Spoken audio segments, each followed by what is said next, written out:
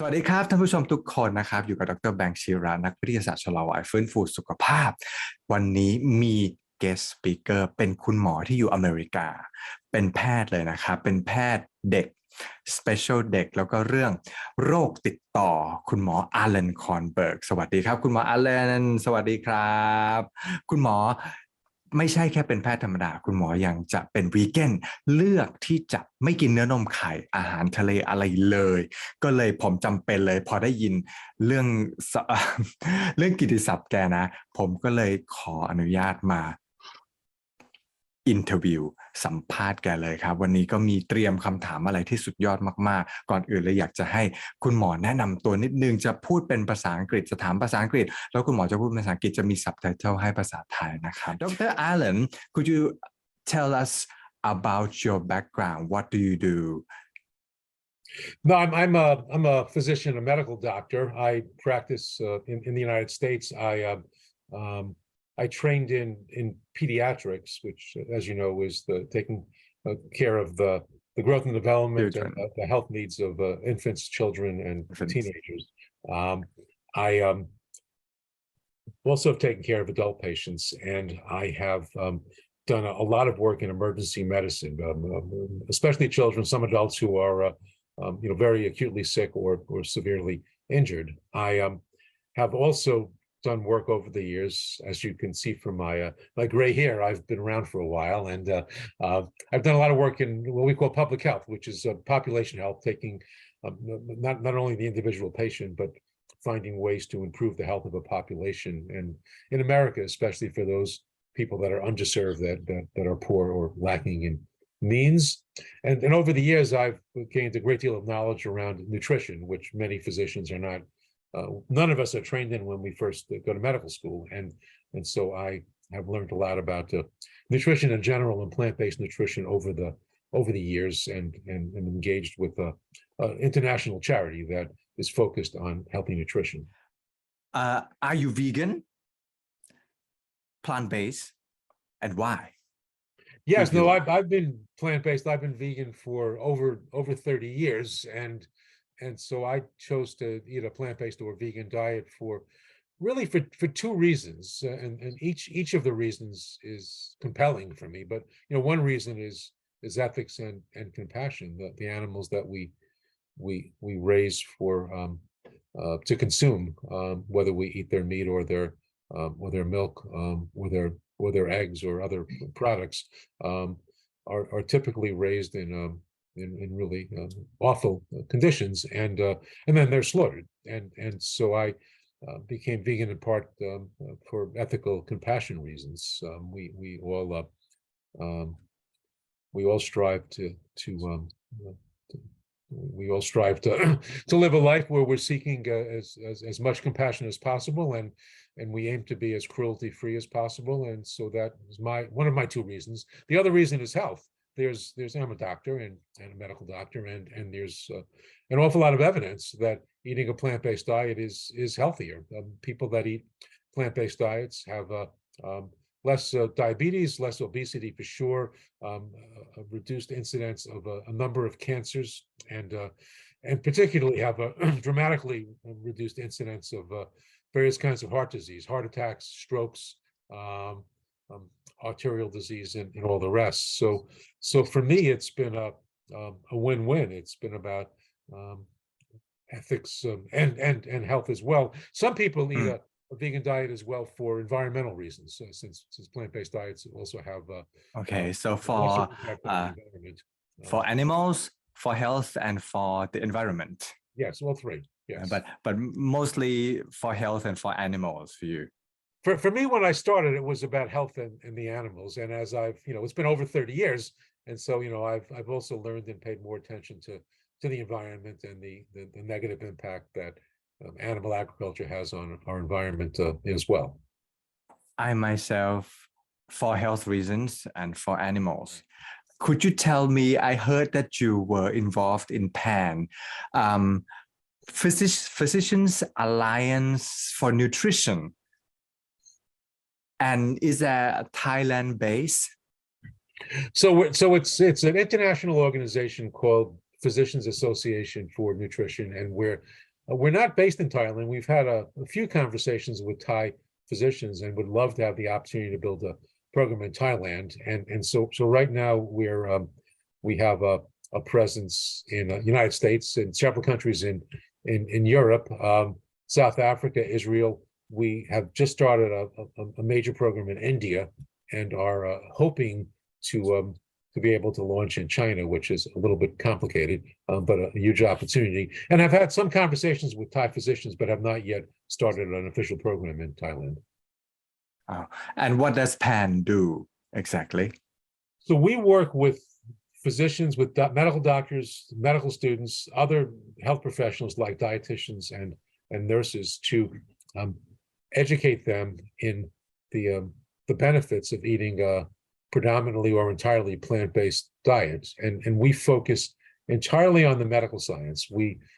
only speak to what's true from proven medical science. We don't offer our individual opinions based on other matters. We're all about the science of nutrition around the world, and especially plant-based nutrition. And you mentioned about diabetes, Dr. Allan. Yeah. And do you come across, because going vegan is about changing your protein source from animal protein to plant protein. And people would not think that it would help with diabetes and blood sugar. Do you see a lot of evidence? Do you experience yourself? Do you see in your patients that when they switch to veganism, do their blood sugar levels, A1C levels increase or improve? Yes, no, very much so. It's at the risk of some nuance and subtlety. So there's two kinds of diabetes. Far and away, the most common kind is called type 2 diabetes, or what we call adult onset diabetes. And plant-based diets are highly protective, reduce the chances of getting type 2 diabetes. And if one has diabetes, it can frequently improves the diabetes and sometimes eliminates. I just need to mention briefly, as a pediatrician, there's a child onset diabetes in the before teenage years, and that's much less common. It occurs and is not based on diet. Is that called type 1? That's called type 1, yeah, and that has an autoimmune onset. So that's a different disease, and it's not super rare, but it's much less common than type 2 or adult onset. When the body attacks itself. Yes. And there's really, we don't really know how to prevent that just yet. And it occurs, but it's much less common. The type 2 is almost entirely diet-based. Genetics matters too. If your parents or aunts and uncles and so on had type 2, you have a higher chance, getting it as well. But it's very much diet-based, and both eating a plant-based diet, and there's lots of medical literature around the world proving that plant-based. So for diabetes, it's not just what I think. There's well-done studies in the world's best medical journals showing that a plant-based diet very much reduces the onset of diabetes, and if one gets diabetes, it can eliminate or at least reduce the severity. It's as a sidebar, as a brief additional comment, I work with an organization which we can talk about more later called Physicians Association for Nutrition, which is global. And while many of these studies come from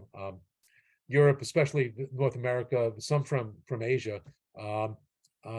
we just published a study in South Africa showing that my organization is a part of that, showing that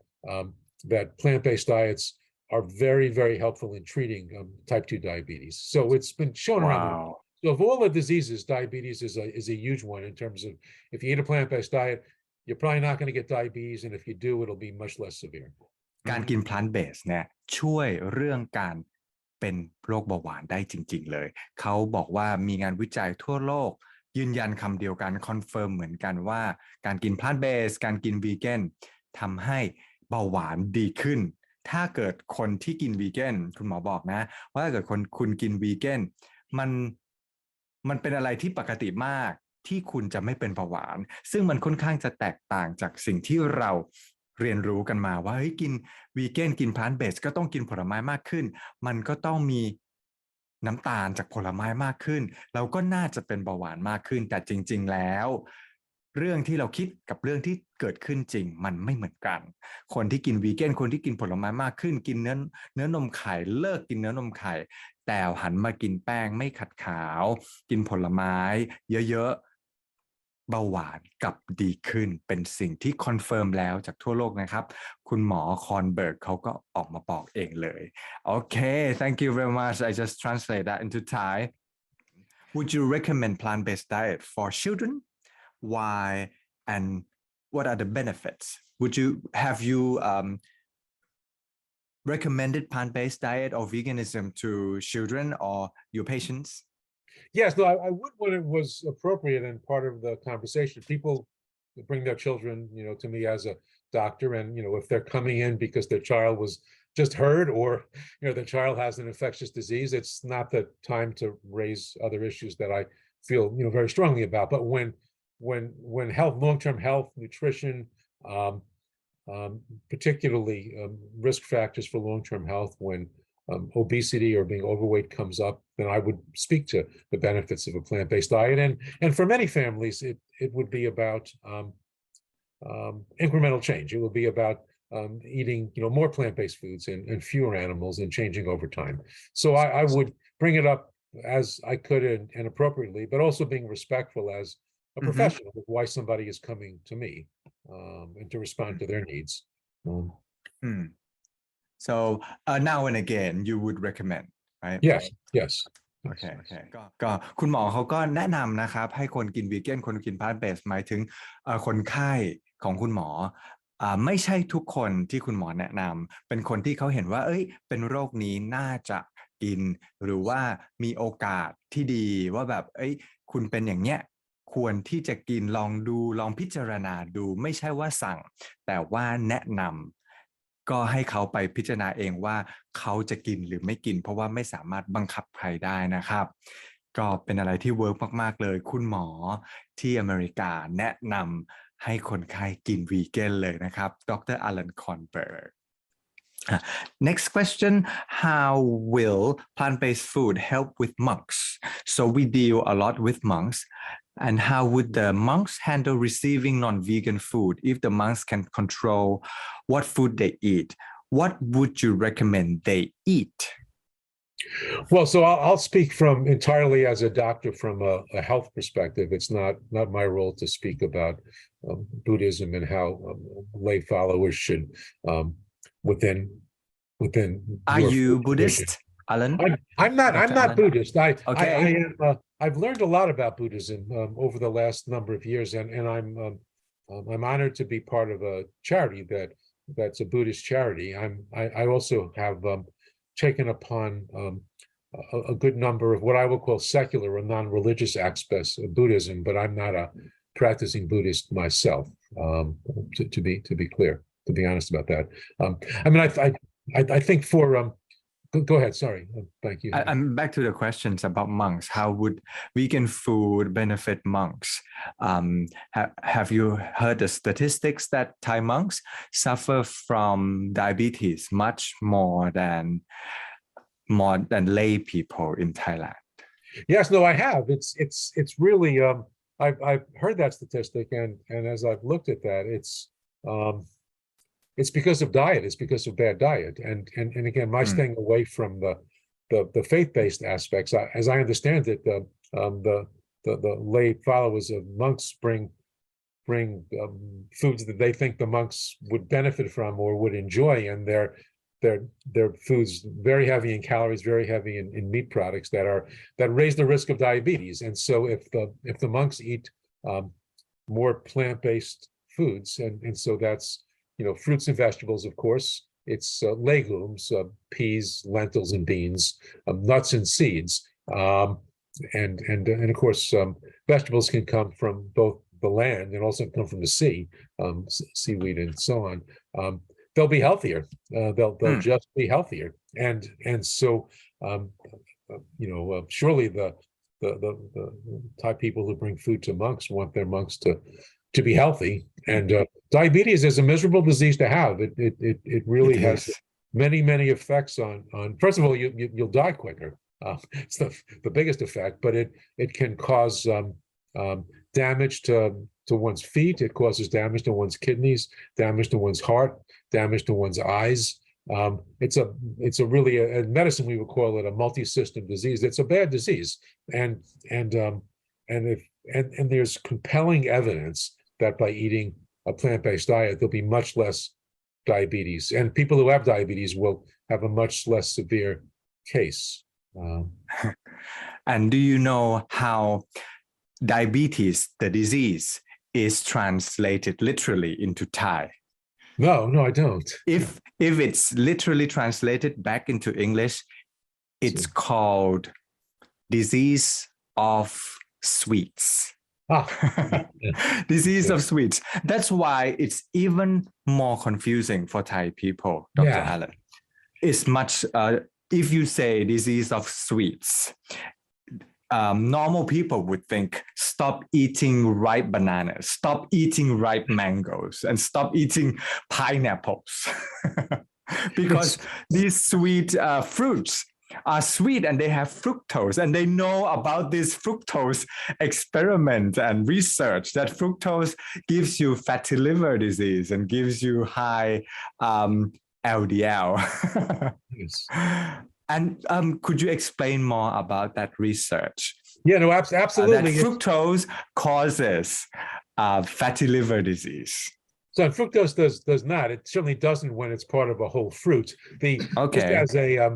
as a brief anecdote, my grandmother, my mother's mother, may she rest in peace, when she would talk about people with diabetes, she would say they have the sugar, and so it was in some ways common in North America as well. The reason why it's confusing is because people with diabetes have higher blood sugars than normal, and that hurts their body. But it's not because they ate too much fruit. It's really from two primary dietary causes. The main one is too much saturated fat, too much animal fat. The body converts that into sugar in our body, and then raises, so the high fat raises our sugar level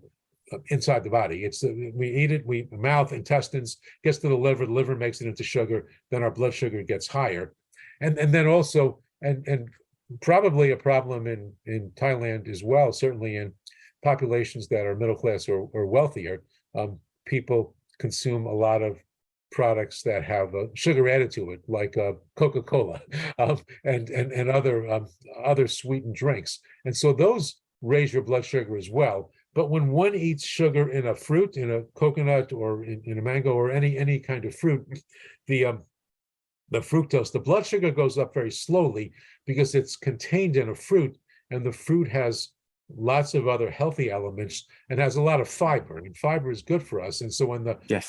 fructose and the fiber get in our intestine at the same time, the sugar is absorbed very slowly. And so that doesn't cause or even make diabetes worse. People think that though, because they just hear it's about sugar, but it's more complicated than that. ก็เมื่อกี้เพิ่งถามดร. Allan นะครับว่าเบาหวานเนี่ยจริงๆแล้วมันเป็นโรคจากสาเหตุอะไร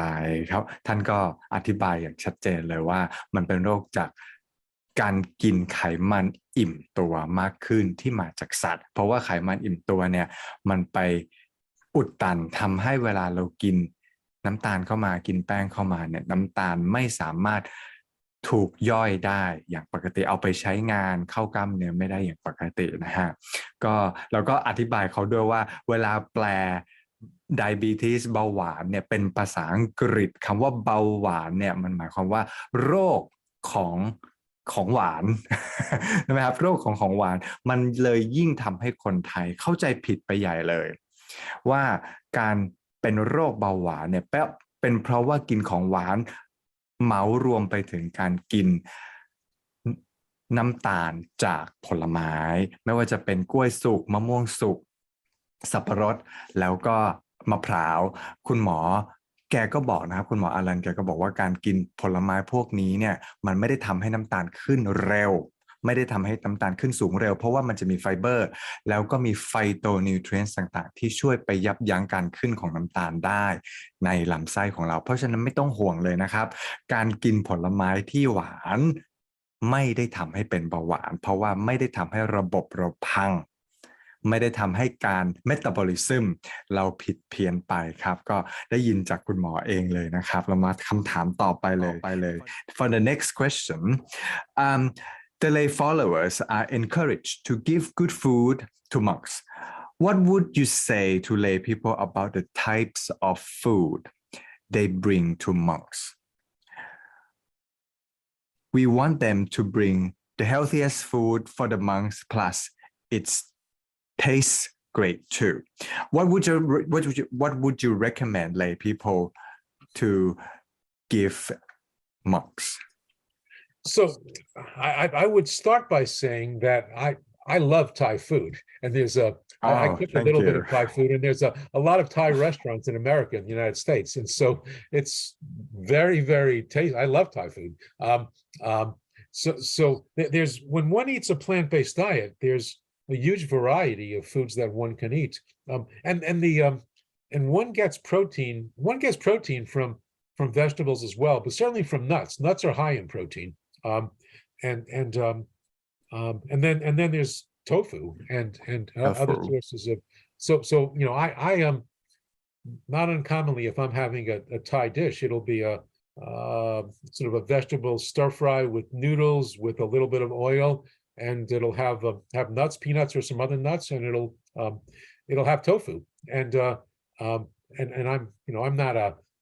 Thai chef, so I don't want to go past what I'm a doctor, but there's a huge amount of tasty foods. A little bit of oil is healthy, for sure. Peanut oil, or we use a fair amount of olive oil in the U.S. and Europe. When I go to a Thai restaurant, there's many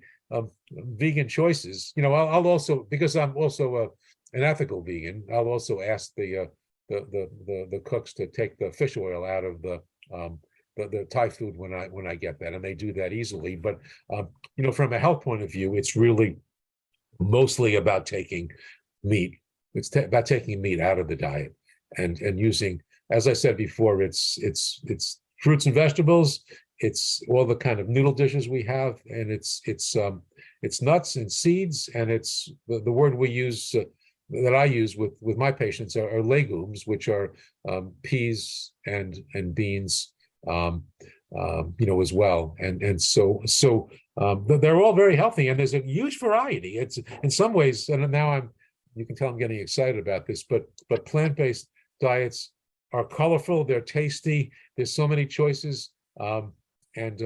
of course tofu and other. I'm not sure if seitan or tempeh is used as much in Thailand, but tofu certainly is. It's becoming more popular. Is it? And those are three, wonderful choices, super high in protein, and all three, but especially tofu, as you know, takes on the taste of the other items in the dish. So it's healthy. It makes you feel. You also feel better when you finished your meal, and the next day you feel better. You feel healthier. I'm 68 years old, and I am on no medicines. I still run every day. ปีแล้วนะครับไม่ได้กินยาอะไรเลยก็ยังโอเคดูไม่อ้วนเกินไปไม่ผอมเกินไปสุดยอดมาก You look great Dr. Allan ก็ถามดร. Allan นะครับว่าคนไทยเนี่ยควรที่จะถวายอะไรให้พระดีเพราะว่าพระไทยอย่างที่เรารู้ว่ามีสถิติว่าป่วยเป็นเบาหวานมากกว่าฆราวาสทั่วไปดังนั้นเนี่ยดร. Allan ก็เลยตอบว่าให้นี่เลยครับ3อย่างหลักๆเลยก็คือถั่วเปลือกแข็ง nuts ถั่วเปลือกอ่อน beans แล้วก็ธัญพืชต่างๆนะไม่ว่าจะเป็นงาดำงาขาวงาม้อนเมล็ดพวกเมล็ดเจียมเมล็ดเฟล็กซ์หรือว่าถั่วงอกอะไรอย่างนี้ก็เป็นอะไรที่เขาแนะนำนะฮะก็ขอบคุณคุณหมอมากมันจะไม่ใช่แค่นั้นมันจะมีโปรตีนสูงด้วยแล้วคนเราเนี่ยบางครั้งอาจจะขาดโปรตีนที่คุณภาพนะครับขอบอกว่าโปรตีนคุณภาพมีอาการหลายอย่างที่บอกว่าร่างกายเราขาดโปรตีนคุณภาพได้อาจจะผมร่วงหรือว่าเล็บไม่ค่อยดีไม่ค่อยแข็งแรงอันนี้ก็อาจจะเป็นเพราะว่าขาดโปรตีนที่ดีนะครับคุณหมออาลันก็เลยแนะนำให้ทานอย่างนั้นโอเคแล้วถามคำถามสุดท้ายกันดีกว่า for the hard question why do so many doctors around the world Dr. Allan recommend eating protein from animals, especially eggs and meat? It's because that's what they're used to. That there's a lot of science saying that a plant-based diet is healthier. I think that I think there's so the science is there. It takes a long time for the medical profession to sort of, like any profession, to change how it practices. I think there's probably three reasons that's the case. One is, most doctors eat meat themselves, and so that's just what they know. They also know that many of their patients eat meat and eggs, and they don't want to. It's much easier to give somebody a pill for their heart disease or their high cholesterol or their diabetes than to have a long conversation about diet. And also, I've learned around the world, in every country that we work in. I mean, I know the United States the best, but my organization, Physicians Association for Nutrition, works in many countries around the world, and it's unfortunate. It's something we're trying to change. It'll take a generation. That doctors and medical students learn almost nothing about nutrition. So when we learn about cardiology and about heart disease, we learn about physiology. We learn about all the medications you can use to treat high cholesterol and high blood pressure and heart attacks and all that. And we learn almost nothing about diet. It's wrong and needs to change. But the science is there, and it will change over time. So I think it's a combination of one's personal behavior and where patients are at, but it's the right thing to do. And for a lot of people, for some people like me, able to become vegan quickly. For some people, it's change over time. You change over time. The last thing I would say, which isn't exactly to your question, but when someone makes a fairly rapid change in their diet, it usually takes about 2 weeks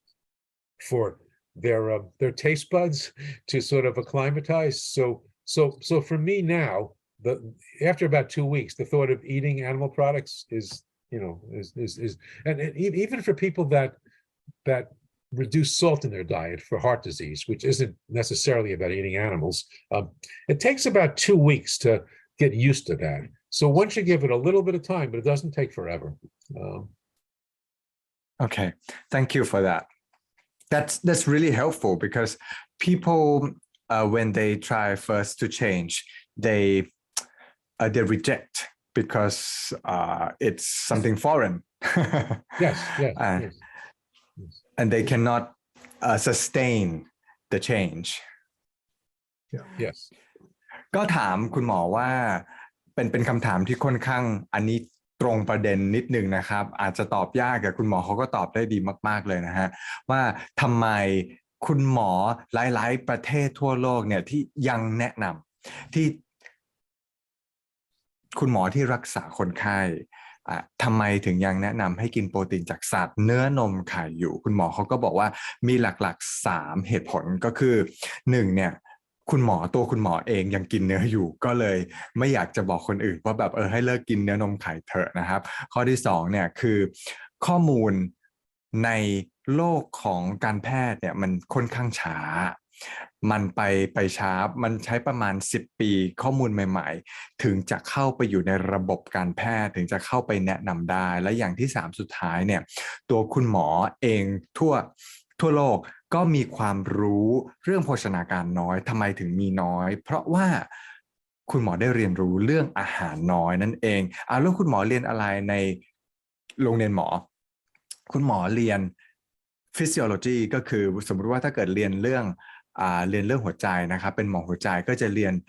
พวกกล้ามเนื้อต่างๆเกี่ยวกับหัวใจเส้นประสาทเกี่ยวกับหัวใจแล้วก็เส้นเลือดที่มาเลี้ยงหัวใจแล้วก็เรียนเรื่องยาต่างๆที่จะไปช่วยลดคอเลสเตอรอลไปช่วยเพิ่ม LDL ลด HDL หรือว่าไปช่วยลด HDL ไปช่วยเพิ่ม LDL ลด HDL แต่ว่าไม่เรียนเรื่องอาหารเลยหรือเรียนน้อยมากๆเรื่องการกินอาหารเพื่อที่จะป้องกันหรือว่าไปทำให้โรคคอเลสเตอรอลดีขึ้นอันนี้ก็เป็น3เหตุผลหลักๆที่คุณหมออารันคอนเบิร์กที่ต่างประเทศที่อเมริกานะครับประสบการณ์แกก็เลยคอนเฟิร์มว่าเนี่ยแหละคือ3เหตุผลทำไมคุณหมอถึงไม่พูดเรื่องอาหารเวลาเราไปถามคุณหมอเรื่องอาหารคุณหมอเขาก็ บางคนไม่พูดเลยหรือว่าไม่ออกความเห็นอะไรเลยก็เป็นเพราะว่าคุณหมอส่วนใหญ่แล้วเรียนเรื่องยาแล้วก็เรียนเรื่องกล้ามเนื้อประมาณนี้มากกว่านะครับก็ขอบคุณมาก Thank you ก็ I want to ask you about COVID and food. Does our what we eat effect have influence on COVID? And once we get it, are the symptoms better or worse or same question ในฐานะที่คุณหมอเป็นคุณหมอเรื่องโรคติดต่อนะครับไม่ใช่เรื่องโรคไม่ติดต่อนะเป็นโรคติดต่อด้วยไวรัสแบคทีเรียอะไรพวกนี้นะครับ And anyone can get COVID, as we Anyone, yes, and in general, the risk is greater when one is older. Having said that, the in a particular age group, if you look at all people in their 60s or all people in their 80s, if one is overweight or obese, or if one has a chronic medical disease, they're much more likely to have bad COVID versus a mild case like the flu. And so plant-based diets dramatically reduce the incidence of overweight, obesity, and diabetes, and also significantly reduce the incidence of a number of other diseases, especially heart disease and some cancers. And so when one is normal weight and healthy, one is much less likely to suffer from serious effects from COVID than if one is overweight, obese, or has chronic medical illnesses. ครับคุณหมอเขาคอนเฟิร์มว่าคนที่อ้วนหรือว่าคนที่มีอายุมากเนี่ยหรือเป็นโรคต่างๆจะมีโอกาสที่เวลารับโควิดแล้วแย่มากๆมากกว่านะครับดังนั้นเนี่ยการกินพลาสต์เบสหรือการกินวีแกนช่วยทำให้อาการพวกโรคเบาหวานโรคหัวใจแล้วก็โรคอ้วนเนี่ยมีไม่เยอะเท่าอันเนี้ยก็จะเป็นการช่วยโควิดได้อย่างชัดเจนเลยว่าถ้าเกิดคุณไม่มีเบาหวานไม่มีโรคอ้วนแล้วก็ไม่มีโรคหัวใจเนี่ยอาการถ้าเกิดเราติดแล้ว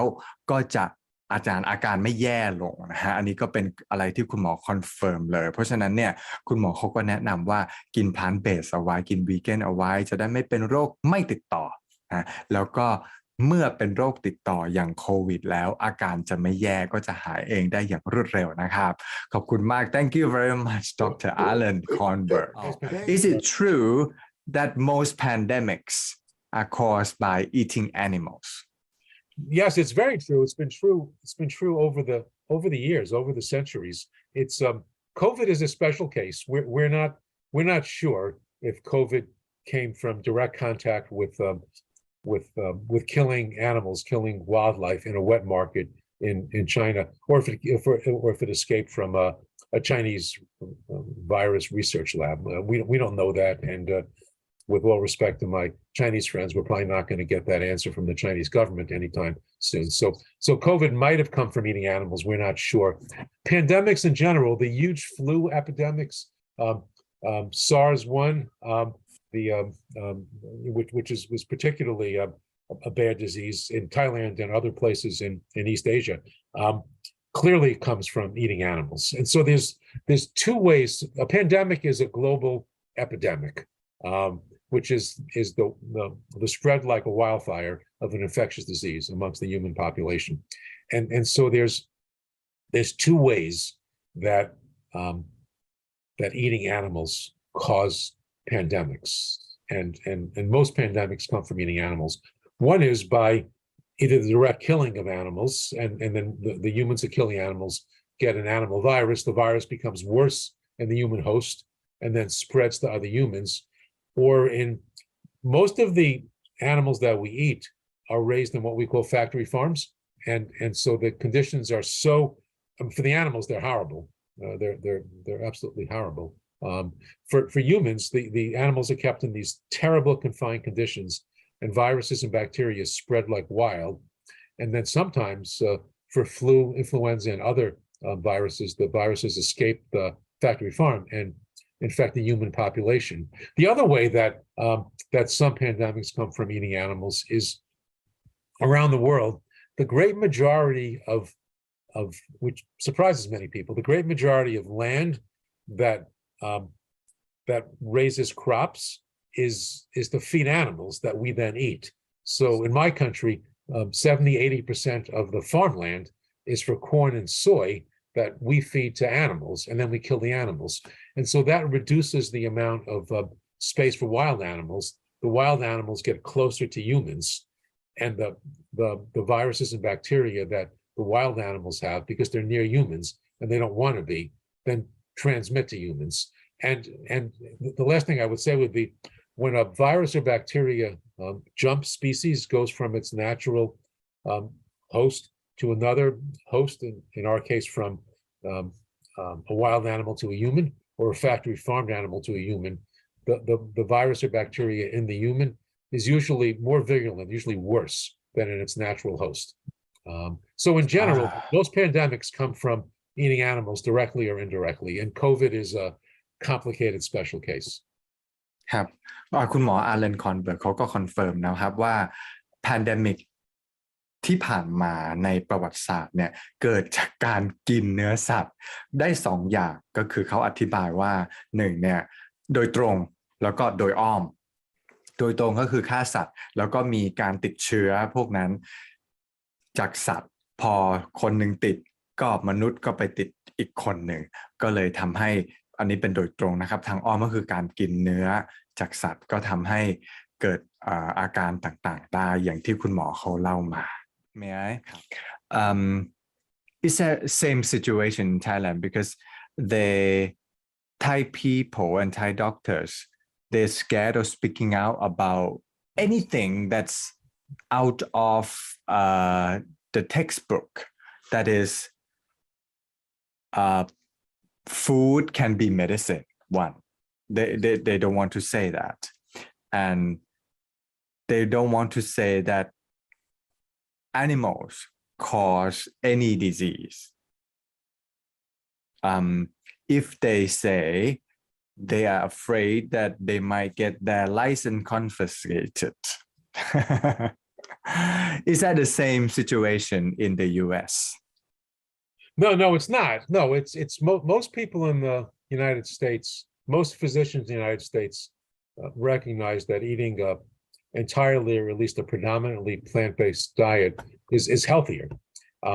Most physicians don't advocate it most of the time because it's not what they're used to when they haven't been trained, but they know that. So there's not. It's quite a new message, isn't it? It's less hard here. It's yeah. It's quite a new message. Like 10 years ago, you wouldn't say this, would you? It would be somewhat harder. There's a large some of the major American medical organizations have come out with statements saying that a plant-based or vegan diet is healthy in every stage of the life cycle. There's a paper from a position paper from the Academy of Nutrition and Dietetics, which says just that. My own professional organization, the American Academy of Pediatrics, says that too. So in America, we have a long way to go, a long way to go. But physicians may feel uneducated and untrained, a little anxious about speaking about nutrition in general, plant-based nutrition in particular. But they would not be in trouble by speaking about it. And most doctors get that at least a mostly plant-based diet is healthier. So that's good to hear. In America บอกว่าในอเมริกานะฮะคนที่เป็นหมอเขาก็รู้อยู่แล้วแหละว่าการกิน plant-based หรือว่า vegan เนี่ยส่วนใหญ่จะสุขภาพดีกว่าแล้วก็เป็นสิ่งที่ดีที่สุดแต่ว่าคุณจะทำได้หรือทำไม่ได้มันก็แล้วแต่คนแล้วแต่คุณหมอนะฮะเพราะว่าคุณหมอในเมืองไทยเนี่ยยังไม่ทราบยังไม่รู้หรือว่าอาจจะยังไม่เชื่อข้อมูลตรงนี้ก็เลยผมตัดสินใจว่าคุณหมออลันคอนเบิร์กต้องมาให้ความรู้เราเลยในฐานะแพทย์เด็กแล้วก็แพทย์โรคติดต่อก็ขอบคุณคุณหมอมากเลยนะครับวันนี้ที่ให้ความรู้เราหวังว่าจะมีการพูดคุยกันอีกแล้วอยากจะเข้าลงลึกเลยนะครับมีการลงลึกเรื่องโรคเบาหวานด้วยครั้งหน้าจะลงลึกเรื่องโรคมะเร็งกันอีกนะครับถ้าท่านผู้ชมชอบข้อมูลแบบนี้ฝากกดไลค์กดแชร์ติดตามด้วยนะครับอย่าลืมกด subscribe เอาไว้จะได้ข้อมูลที่ดีจากงานวิจัยแล้วก็จากคุณหมอจริงๆเลยครับที่ทำงานอยู่ทุกๆวันเลยครับ That's all my questions. We hope we can do this. I hope we can do this more often, as we have little questions. We might have specific topics like what you said, how to change, how to transition. That's a good topic. Maybe next time we can do that. No, I'm happy to. I'm honored and appreciate the opportunity to talk with you and Thai people who all surely wish their monks a healthy and long life. So thank you.